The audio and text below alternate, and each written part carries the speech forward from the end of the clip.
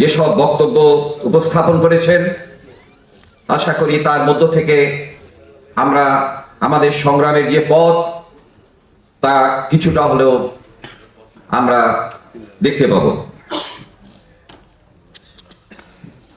2024 জুলাই গণ অভ্যুত্থানের পরে আমাদের এই জাতীয় সম্মেলন আমাদের নিজেদের সামনে আমাদের নেতাদেরকে, আমাদের কর্মীদেরকে একটা বিরাট প্রশ্নের সম্মুখীন করেছে। আজকের এই উদ্বোধনী অধিবেশনে সে কথা বলতে এতটুকু কার্পণ্য করা ঠিক হবে না। আমাদের প্রয়াত সভাপতি, বিশিষ্ট মার্ক্সবাদী লেনিনবাদী রাজনীতিক, চিন্তাবিদ, ইতিহাসবিদ, কমিউনিস্ট বিপ্লবী কমরেড বদরুদ্দীন উমর তার তত্ত্বচর্চার মধ্য দিয়ে, বাস্তব সংগঠন সংগ্রামের মধ্য দিয়ে, এবং তত্ত্বচর্চাও একটা সংগঠনের সংগ্রাম। আমাদের এখানে তত্ত্বচর্চাকে বামপন্থী কমিউনিস্ট মহলেও একটা বাস্তব সংগ্রাম থেকে বিচ্ছিন্নভাবে দেখা হয়।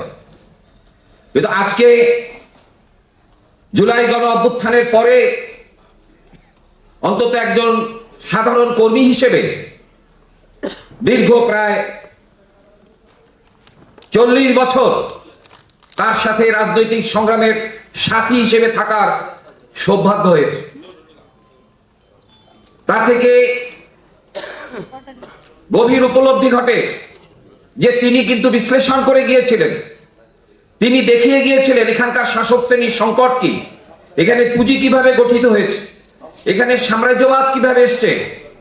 এই যে আজকে এনজিওদের কথা বলা হচ্ছে, যাকে তিনি চিহ্নিত করেছিলেন 80 দশকে সাম্রাজ্যবাদী সাহায্য সংস্থা।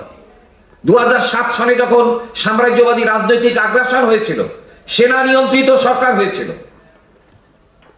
ফখরুদ্দিন মঈনুদ্দিনের নেতৃত্বে, সে সময় ডক্টর মোহাম্মদ ইউনূসকে সামনে আনার চেষ্টা করেছিল সাম্রাজ্যবাদীরা। সে সময় তিনি লিখেছিলেন ডক্টর মোহাম্মদ ইউনূসের দারিদ্র বাণিজ্য।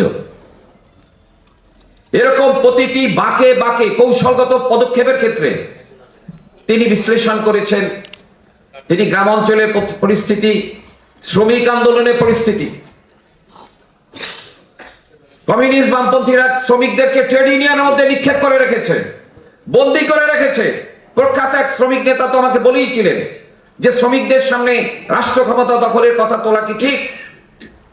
আজকে জুলাই অভ্যুত্থানের দিকে তাকিয়ে দেখুন, ফ্যাক্টরির পর ফ্যাক্টরি রয়েছে। ফ্যাক্টরি শ্রমিকরা কি সংগঠিত হবে সেই সংগ্রামে নেমেছিলেন? আমাদের ট্রেড ইউনিয়নগুলো কি রাজনৈতিক ক্ষমতা দখলের প্রশ্নে সাহসের সাথে দাঁড়িয়েছিলেন? দাঁড়িয়েছিলেন না। ফলে যে কথা পেটি বুর্জুয়ার কথা বলা হয়েছে, সেই পেটি বুর্জুয়ারাই সামনে এসছে। কিন্তু এ কথা ভোলা যাবে না যে বাংলাদেশের সকল পথে, সকল বাঁকে ইতিহাসের সাম্রাজ্যবাদ ছিল। 47-এ ছিল, তারা 71-এ ছিল, তারা জুলাইতেও ছিল। এটা বুঝতে হবে আমাদের। সেনাপ্রধান যখন প্রথম জামাত ইসলামের নাম বলেন যে রাজনৈতিক দলগুলোর সাথে আলোচনার সময় আমরা আলোচনা করব 5ই আগস্ট সন্ধ্যায়, তার মুখ থেকে যখন জামাত ইসলামের নাম এসছে তখনই আমরা তার ইঙ্গিত বুঝতে পেরেছি। সুতরাং জনগণের সংগ্রামকে, জনগণের গণ অভ্যুত্থানকে দখল করার যে চেষ্টা শাসক শ্রেণীর দিক দিয়ে রয়েছে, সাম্রাজ্যবাদের দিক দিয়েও রয়েছে। সুতরাং এই সকল পরিস্থিতিতে তাই আমাদেরকে রাজনৈতিকভাবে সচেতন করার যে গুরুত্বপূর্ণ কাজ তিনি করে গিয়েছেন আমাদের সভাপতি প্রয়াত কমরেড বদরুদ্দীন উমর। তিনি আমাদের ইতিহাস পাঠ শিখিয়েছেন। ইতিহাসের যে বয়ান আওয়ামী লীগ দিয়েছিল, রাষ্ট্র দিয়েছিল, তাকে ভাঙচুর করে দিয়েছেন তিনি।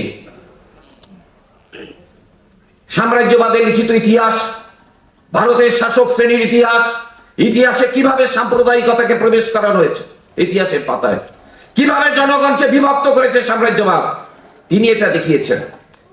ফলে বদরুদ্দীন উমরকে পাঠ করতে হবে আমাদের। যদি বাংলাদেশে আমরা বিপ্লব করতে চাই, কতখানি সাহস থাকলে তিনি বলতে পারেন যে শুধু লেনিন আর মার্ক্স বললে হবে না, নিজের জনগণকে জানতে হবে, নিজের দেশ জানতে হবে, নিজের ইতিহাস সংস্কৃতি জানতে হবে। কি ভিতর থেকে তার এই। সুতরাং আজকে এই জাতীয় সম্মেলনে সংগঠন গড়ে তোলার ক্ষেত্রে সবচেয়ে গুরুত্বপূর্ণ আমি কাজ মনে করি মার্ক্সবাদ লেনিনবাদ আয়ত্ত করা, কমরেড বদরুদ্দিন ওমরকে পাঠ করা। রাজনৈতিক ক্ষমতা দখলের প্রশ্নটাকে তিনি নিয়ে এসেছিলেন যে এদেশে কমিউনিস্ট আন্দোলন, উপমহাদেশে রুটি কে লিয়ে কমিউনিস্ট পার্টি, ভোট কে লিয়ে কংগ্রেস। আমরা তো 80 দশকে দেখেছি দেয়ালে লেখা কমিউনিস্ট পার্টি, ভাত কাপড় জমি কাজ কমিউনিস্ট পার্টির এক আওয়াজ। ক্ষমতা দখলের দরকার নাই।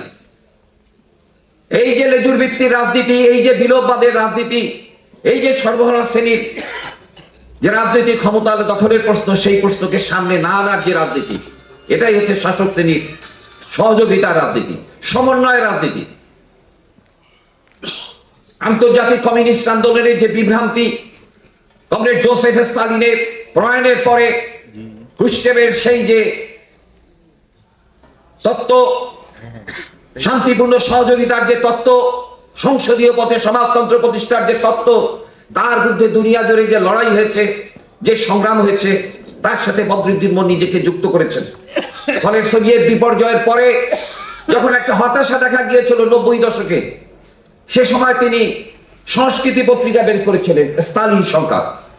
নিয়মিত খুব ঢাল লেখা তিনি লিখতেন, বিপ্লব প্রতি বিপ্লব নামে তার বই রয়েছে। নানা রকম লেখালেখির মধ্য দিয়ে তিনি সমাজতন্ত্রের ভবিষ্যৎ সম্পর্কে তিনি বলছেন, প্রশ্ন তুলেছেন পুঁজিবাদের ভবিষ্যৎ আছে কিনা তাই বলুন আগে। ফলে আজকে দুনিয়া আগের মতোই সাম্রাজ্যবাদী দুনিয়া, পুঁজিবাদী দুনিয়া, সমাজতন্ত্রের ভয়ভীত, কমিউনিজমের ভয়ভীত, এবং সেই জন্যই নানা দেশে তারা ষড়যন্ত্র চালাচ্ছে। ভেনিজুয়েলাতে যে মার্কিন যুক্তরাষ্ট্র আক্রমণ করেছে, সেখানকার রাষ্ট্রপতিকে, এটা মার্কিন যুক্তরাষ্ট্রের কোনো সক্ষমতার পরিচয় নাই, সে দুর্বল হয়ে গিয়েছে। সে আন্তর্জাতিক আইন, তার তৈরি আইন, সব আন্তর্জাতিক আইন, জাতিসংঘের আইন তো সাম্রাজ্যবাদীদের একটা আইন, নিজের আইন সে পদদলিত করছে, এবং এটা দেশবাসী, দুনিয়াবাসী, মানুষ, বিশ্ববাসী দেখতেছে। সুতরাং বিশ্বজুড়ে সাম্রাজ্যবাদের বিরুদ্ধে, ডোনাল্ড ট্রাম্পের এই ফ্যাসিস্ট আচরণের বিরুদ্ধে দুনিয়া জুড়ে সর্বহারা শ্রেণী কিভাবে প্রতিরোধ করে তুলবে? দেশের সাথে শ্রমিক, মেহনতি মানুষ কিভাবে তার ঐক্য করে তুলবে? সারা দুনিয়ার সর্বহারা শ্রেণীকে এই আসন্ন যে ফ্যাসিবাদ, তার যে উত্থান আমরা দেখছি, সেটাকে কিভাবে প্রতিরোধ করবে? সেটা আমাদের দিক দিয়ে একটা গুরুত্বপূর্ণ প্রশ্ন। নিশ্চয়ই এই নিয়ে আরো আলোচনা হবে। এখানে ঐক্য প্রসঙ্গে একটা কথা বলাই দরকার। এর আগে একজন বক্তা বলেছেন, কিন্তু আমাদের দিক দিয়ে খুব পরিষ্কার লেনিনীয় যে বক্তব্য, যেটা ওমর ভাই উদ্ধৃত করেছেন অনেক জায়গায়, ঐক্যের একটা সবচেয়ে গুরুত্বপূর্ণ শর্ত হচ্ছে শত্রু প্রশ্নে আমাদের ঐক্য থাকতে হবে। শেখ হাসিনা যে ফ্যাসিস্ট, এটাতে বামপন্থীরা বলতো না। আপনারা দেখতে পারবেন তাদের লিফলেটে, এই উত্থানের 1 বছর আগেও দেখবেন তারা বলতো যে শাসক শ্রেণীর দুইটি দল, আওয়ামী লীগ ও বিএনপি, আমাদের সাথে আলোচনায় বলতো। আমরাও বলতাম যে হ্যাঁ, তারা শাসক শ্রেণী দল, কিন্তু শাসক শ্রেণী নিজেদের মধ্যে ক্ষমতা বাগবটারের যে একটা ব্যবস্থা রয়েছে, নির্বাচন, তাকে আওয়ামী লীগ উচ্ছেদ করে দিয়ে তারা কিন্তু একটা চরম ফ্যাসিস্ট জায়গায় গিয়েছে। সুতরাং সেই জন্য ক্ষমতা বহির্ভূত বুর্জুয়ারা তারা এক ধরনের গণতন্ত্রের জন্য নেমেছে। এই যে বিএনপি, তারা গণতন্ত্রের জন্য নেমেছে, গণতন্ত্র মঞ্চ নেমেছে, তারা আন্তর্জাতিক যোগাযোগ করেছে যে আন্তর্জাতিক মহল যাতে চাপ দেয়, সরকার পদত্যাগ করে, একটা তত্ত্বাবধায়ক সরকার হয়। আমাদের সাথে ফর্মাল নয়, ইনফর্মাল দিয়ে একজন যখন আলোচনা করেছেন, গণতন্ত্রের মঞ্চের বন্ধুরা এসেছিলেন, নেতৃবৃন্দ, আমরা পরিষ্কার তাদের বলেছি যে গণ অভ্যুত্থান ছাড়া এই হাসিনার ফ্যাসিজমকে সরানো যাবে না। সুতরাং আপনাদের সাথে রাস্তায় দেখা হবে। আর গণ অভ্যুত্থানের প্রশ্নে তো বামপন্থী যারা ছিলেন আমাদের সাথে 9টি সংগঠন, সেই কোভিড সময়ে আমরা যখন পাটকল নিয়ে আন্দোলন করি, তখন তারা বলেছিলেন, এক বামপন্থী তো বিপ্লবী, তিনি বললেন যে গণ অভ্যুত্থান থাকলে আমরা ঐক্য করব না, আমাদের দরকার গণযুদ্ধ। জুলাই গণ অভ্যুত্থানে গণযুদ্ধ পড়ুন, কতগুলো থানা জনগণ আক্রমণ করেছে, রাষ্ট্রের নিপীড়নের বিরুদ্ধে জনগণের যে প্রতিরোধ, তার চেহারা কিন্তু রাষ্ট্র দেখেছে, কিন্তু এখনো প্রকৃত চেহারা দেখতে পায় নাই জনগণের উত্থানের। যদি জনগণের সংগঠন সেইভাবে আমরা গড়ে তুলতে প্রতিজ্ঞাবদ্ধ হই। সুতরাং ঐক্য প্রসঙ্গে আমাদের দিক দিয়ে পরিষ্কার, সাম্রাজ্যবাদ প্রসঙ্গে, ভারতীয় সাম্রাজ্যবাদ প্রসঙ্গে, এবং 71-এর মুক্তিযুদ্ধের যে ইতিহাস, আমাদের এই জনপদের ইতিহাস সম্পর্কে আমাদের পরিষ্কার স্পষ্ট ধারণা নেওয়া দরকার।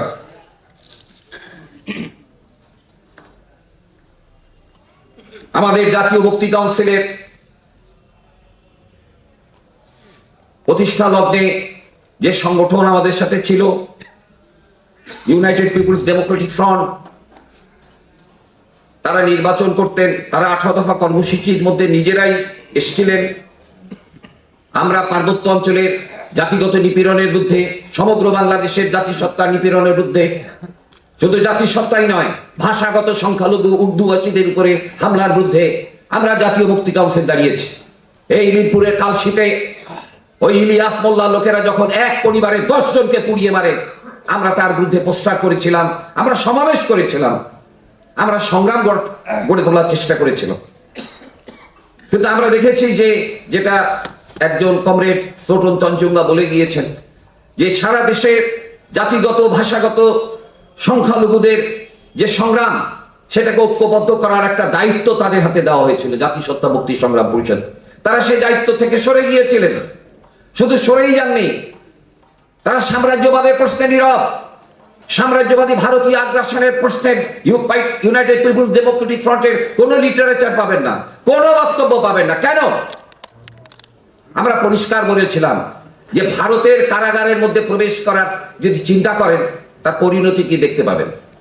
সুতরাং উত্তর পূর্ব ভারতের 7 রাজ্য, 7 সিস্টার, আসাম, ত্রিপুরা, নাগাল্যান্ড, মিজোরাম, অরুণাচল, এই অঞ্চলগুলোর যে বিদ্রোহীরা, যারা স্বাধীনতাকামী, দিল্লি শাসনের বিরুদ্ধে লড়াই করছেন, সুতরাং তাদের দিকে তাকিয়ে শিক্ষা গ্রহণ করুন। বাংলাদেশ নামক রাষ্ট্রের মধ্যে সকল জাতিসত্তার সমান অধিকারের প্রশ্নে, নতুন গণতান্ত্রিক সংবিধানের প্রশ্নে যে লড়াই, ভূমির উপরে বংশ পরম্পরায় অধিকার প্রতিষ্ঠার যে লড়াই, এবং সমতল এবং পাহাড়ে সকল জাতিসত্তার ঐক্যবদ্ধ লড়াই, সেই দায়িত্ব থেকে তারা সরে গেছেন। তারা ভারতীয় সাম্রাজ্যবাদ প্রশ্নে নীরব থেকেছেন। ফ্যাসিস্ট হাসিনার উচ্ছেদের ব্যাপারে তারা নীরব থেকেছেন, এবং তারপর তারা এখান থেকে চলে গিয়েছেন।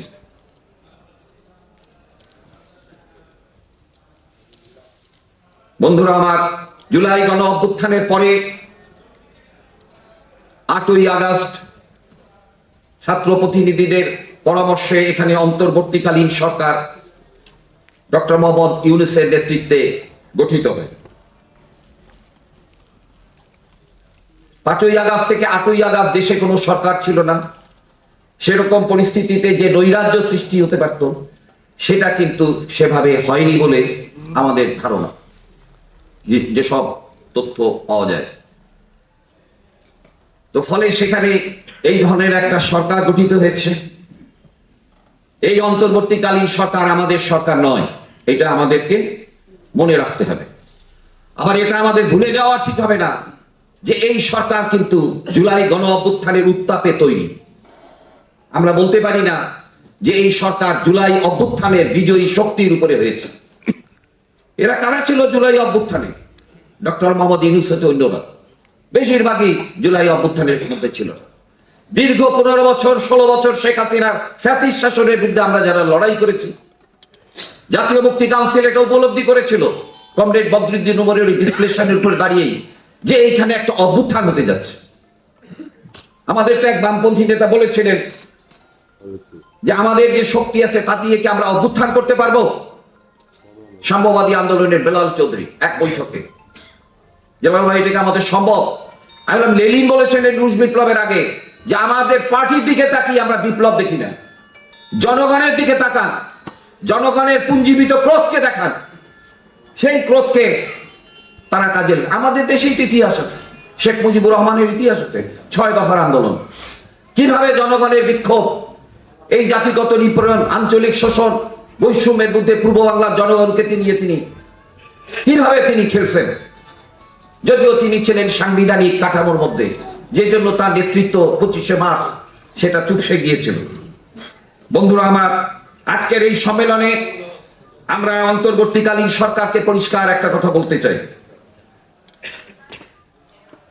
সেটা হচ্ছে বন্দর ব্যবস্থাপনার নামে এই বন্দর সাম্রাজ্যবাদের হাতে তুলে দেওয়া যাবে না।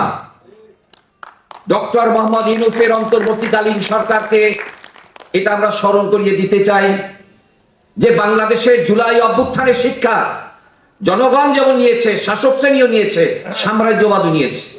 কিন্তু আসল শিক্ষা তারা নিতে পারে নাই শাসক শ্রেণী। যে শ্রমিকরা ফিরে গিয়েছেন, আমাকে একজন শ্রমিক বলেছিলেন, কাঠমিস্ত্রি, মাথায় গুলি লেগেছিল, অনেক আলোচনা শেষ শুনে একদিন বলল, কাকা ছাত্ররা তো অনেক কিছুই করছে, কিন্তু বাগারটা তো আমরা দিছি, বাগারটা তো আমরা দিয়ে নামাইছি। তাহলে চিন্তা করেন, তাদেরও একটা বিবেচনা আছে, তাদেরও একটা ইচ্ছা করছে। এখানে যে শ্রেণী সংগ্রাম বিকাশের কথা কমরেড সজীব রায় বলে গিয়েছেন, এই শ্রেণী সংগ্রামের রূপ সম্পর্কে আমাদেরকে সজাগ থাকতে হবে এবং একে কিভাবে আমরা বিকশিত করতে পারি। এখানে মাজারে হামলা হয়েছে, এখানে ছায়ানট, উদীচী, বিভিন্ন প্রতিষ্ঠান, যার সাথে আমাদের অনেকের আমাদের মতেরও মিল নাই, কিন্তু মানুষের মত প্রকাশের স্বাধীনতায় যখন হামলা হয় তখন আমরা ফ্যাসিবাদের উত্থান দেখি। সেটা ধর্মের নামে হোক, সেটা উগ্র বাঙালি জাতীয়তাবাদের নামে হোক, এই যে ফ্যাসিবাদ, এই ফ্যাসিবাদকে আমাদের রুখতে হবে। সরকারের নিরাপত্তা উপদেষ্টা ডক্টর খলিলুর রহমান, আমরা সংবাদপত্রে দেখেছি তিনি মার্কিন যুক্তরাষ্ট্রে গিয়েছেন। ডোনাল্ড ট্রাম্প গাজা পুনর্গঠনে সেখানে বাংলাদেশে সেনা পাঠানোর ব্যাপারে একটা খবর আমরা পত্রিকায় দেখেছি। আমরা সরকারকে পরিষ্কার বলতে চাই, বাংলাদেশের থেকে কোনো সেনা গাজায় যাবে না ট্রাম্পের অধীনে কাজ করার জন্য। ইসরায়েলের পরিকল্পনা আমরা অনেক দেখছি। আমরা ভারতীয় চক্রান্তের ব্যাপারে আমরা সজাগ, আমরা আওয়ামী লীগের চক্রান্তের ব্যাপারে সজাগ, এখানে অস্থিতিশীল পরিস্থিতি সৃষ্টি করার। কিন্তু মার্কিন সাম্রাজ্যবাদের ঘাঁটি কদম বাংলাদেশে ফেলতে আমরা দেব না। আপনারা খেয়াল রাখবেন, প্রায়শই মার্কিন সেনা কর্মকর্তারা বাংলাদেশে আসছে, আমরা সবকিছুই নজর রাখছি। আমাদের জনগণকে, আমাদের গণতান্ত্রিক সংগঠনগুলোকে, সাম্রাজ্যবাদ বিরোধী সংগঠনগুলোকে এই ব্যাপারে আমাদেরকে সজাগ রাখতে হবে। সবশেষে যেটা বলবো, জুলাই অভ্যুত্থান আবার প্রমাণ করেছে বাংলাদেশে একটা ব্যাপক গণতান্ত্রিক রাজনৈতিক বিপ্লবী সংগঠনের শূন্যতা, রাজনৈতিক দলের শূন্যতা, কার্যকর জনগণের রাজনৈতিক দলের শূন্যতার কারণে সবসময় অতীতেও ছাত্ররা এগিয়ে এসছে, জনগণের কোনো না কোনো এগিয়ে এসছে। আমরা যখন দলিল লেখি, আমরা যখন বিশ্লেষণ করি, আমরা তখন লেখি বিপ্লবী পার্টি বিকশিত না হওয়ার কারণে ছাত্র সমাজ এগিয়ে এসেছে, বিভিন্ন এগিয়েছে। আজকে তাই কর্তব্য হচ্ছে বিপ্লবী পার্টি এখানে সংগঠিত করা, এবং সেই বিপ্লবী পার্টি করতে হলে বিপ্লবী আন্দোলন লাগবে। সেই বিপ্লবী আন্দোলনের সংগ্রামের মঞ্চ হচ্ছে জাতীয় মুক্তি কাউন্সিল। জাতীয় মুক্তি কাউন্সিল কোন টি পার্টি না, কোন ভোজ সভাও না, মাউসেদিং এর ভাষায় কোন বুদ্ধিজীবীদের আলোচনা চক্রও না। জাতীয় মুক্তি কাউন্সিল এটা সংগ্রামের অভ্যুত্থানের একটা মঞ্চ, এবং সেখানে সচেতন শ্রমিকদের, সচেতন লড়াকু কর্মীদের, নির্যাতিত মানুষের সংগঠন হিসেবে সেখানে আসতে হবে। জাতিসত্তা মুক্তি সংগ্রাম পরিষদের প্রেসিডিয়াম সদস্য আলবার্ট সরেন এখানে বক্তব্য রেখে গেছেন। তিনি মাথায় স্ট্রোক করেছিল, উনি তারপর থেকে কাজ করতে পারছেন না। তিনি বলছেন যে সংগঠনটা কনভেনশন করুন, আমরা করব। উত্তরবঙ্গের সাঁওতাল ওরা মুন্ডাদের মধ্যে গিয়েছি, কিভাবে তাদের জমি বাঙালিরা, মুসলমানরা নিয়ে গেছে, প্রশাসনের লোকেরা যখনই গিয়েছে, এবং কি হতদরিদ্র তাদের জীবন। সুতরাং বাংলাদেশের এই গরিব শোষিত, গরিব বাঙালি, গরিব জাতিসত্তার মানুষ, তাদের ঐক্যবদ্ধ করে আমরা কিভাবে আমাদের এই সংগ্রামকে এগিয়ে নিতে পারি, সেই পরামর্শ সাংগঠনিক অধিবেশনে আপনারা দেবেন। খোলাখুলিভাবে আলোচনা করবেন, প্রয়োজনীয় সমালোচনা করবেন, এবং সাথে সাথে আত্মসমালোচনা আমরা করব। সবশেষে এই অধিবেশনের বক্তব্য শেষে আবারও বলতে চাই যে আমাদের নিজেদের আত্মসমালোচনা করা দরকার। কমরেড বদরুদ্দীন উমর যেভাবে ব্যাখ্যা বিশ্লেষণ করে তিনি গিয়েছেন, তাকে যদি আমরা সেইভাবে আত্মস্থ করতে পারতাম, তাহলে নিশ্চয়ই আমরা আরো ভালো ভূমিকা রাখতে পারতাম। আমার কানে এখনো তার সেই কণ্ঠ বাজে। জুলাইয়ের 18 তারিখ তিনি খুব রাগত স্বরে বলেছিলেন যে সরকার পদত্যাগের ধ্বনি কেন এখন উঠছেন। আমি বললাম, আমরা তো দিচ্ছি, আমরা তো মুক্তি কাউন্সিল দিচ্ছি, তোমার লোক কয়জন? বড় দলগুলো যারা সংগ্রাম করে তারা কোথায়? তাদেরকে বলো সরকার পতনের ডাক দিতে, পদত্যাগের ডাক দিতে। আপনারা জানেন যে সেই জুলাই অভ্যুত্থান কিভাবে দ্রুত রাজনৈতিক জায়গায় সেখানে গিয়েছে। কারণ যারা এই জুলাই ছাত্র আন্দোলনে ছিলেন তাদের মঞ্জিলে মকসুদ ছিল ডাকসু নির্বাচন।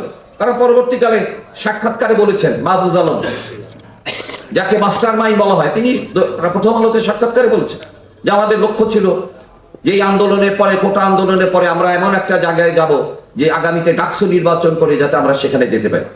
তাহলে কত দ্রুত সমাজ গর্ভে এই 16 বছরে ফ্যাসিবাদী শোষণ, শাসন, লুণ্ঠন, গুম, বিচার বহির্ভূত হত্যা, ভারতীয় আগ্রাসন এবং জনগণের ভোট দেওয়ার ক্ষমতাকে কেড়ে নেওয়ার ফলে যে সমগ্র জনগণ এখানে বিক্ষুব্ধ হয়েছিল, সেটা কিভাবে একটা স্ফুলিঙ্গ, একটা দাবানল সেখানে তৈরি করেছে।